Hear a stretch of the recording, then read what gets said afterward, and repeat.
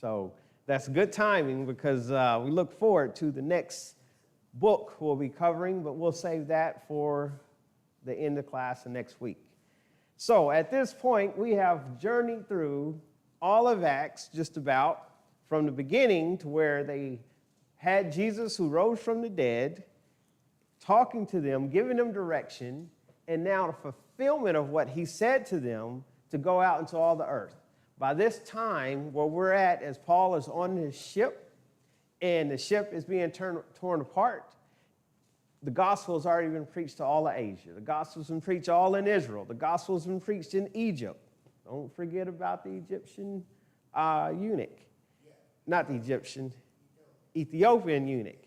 But it's been preached at all these different places, and it's also the fulfillment of what Jesus told Paul, that you will stand before kings, that you will stand before prominent men to preach and tell the truth.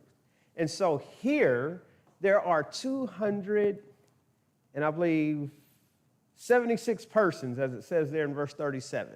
276 people, including Paul, on this ship that are they're not even seeing a miracle. It's not necessarily a miracle that they were all saved, but they were saved. I think about when Paul stood up and he told them, angel told me to say that we would be saved, verse 25. If you don't have that underline it, because it's a statement of faith. It's a statement of belief. Paul told them, therefore, take to heart, men, for I believe God, and that it will be just as it was told to me.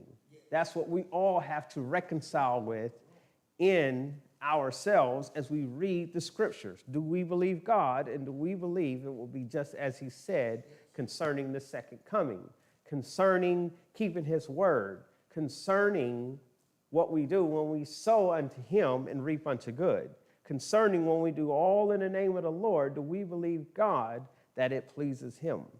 And so we take that out of what we've learned, and as we continue this journey there in verse 31, because of that, Paul said to the centurion and to the soldiers, unless the men stay in the ship, you cannot be saved. Which has also been preached, and it'll go into underline, because unless you are in the Lord, you cannot be saved. There's another time that we had to stay, family had to stay in the ship in order to be saved. It goes all the way back to Noah. Unless you're on the ship, unless you're on the boat that Noah built, you would not be saved. And so we see these parallels in here throughout this time. And so we can also liken it to Rahab's house. Only those who are in her house would be saved. And so we see that it takes obedience to make that happen. And the centurion believed Paul. By this time, the centurion has heard Paul speak to other people about the gospel, as the centurion was there when he talked to Festus. He was there when he talked to Felix. The centurion soldier was there when he talked to King Agrippa. So he's heard this message several times. It may have not penetrated enough, but it's enough for him to trust Paul. And so we see there in verse 32, then the soldiers cut away the ropes to the skiff and let it fall off. And as the day was about to dawn, Paul implored all of them to take food, saying, today is the 14th day. You have waited and continued without food, eating nothing. Therefore, I urge you to take nourishment, for this is for your survival, since not a hair will fall from the head of any of you. And when he had said these things, he took bread and gave thanks to God in the presence of them all. And when he had broken it, he began to eat. And they were all encouraged and also took food themselves. And telling us there in verse 37, this is about this. But because the centurion trusted Paul, we see what happens here in 42, as the soldiers are like, you know what? It's going to be their heads who could swim should jump overboard first and get to land. And the rest, some on boards and some on parts of the ship. And so it was that they all escaped safely to the land. From the time Paul told them that they would be saved, they stay in the ship, to the time they all made it to the land, nobody knew the end of the matter, which we've been learning in the last couple of sermons and from Wednesday night. But they were saved. Broken apart ship, but they were saved.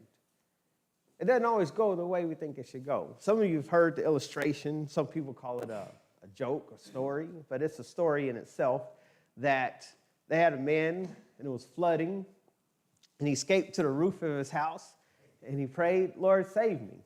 Send someone, save me from the rooftop. And floodwaters were all around. And a raft came, it was empty, hit the house. He's like, oh, no, that ain't it. Nobody's on it. And then some people came in a boat, and they're like, hey, you want us to, nope, God's going to save me. And then helicopter came. Nope, God's going to save me. And then when a man died, and he was like, God, how can you save me? He said,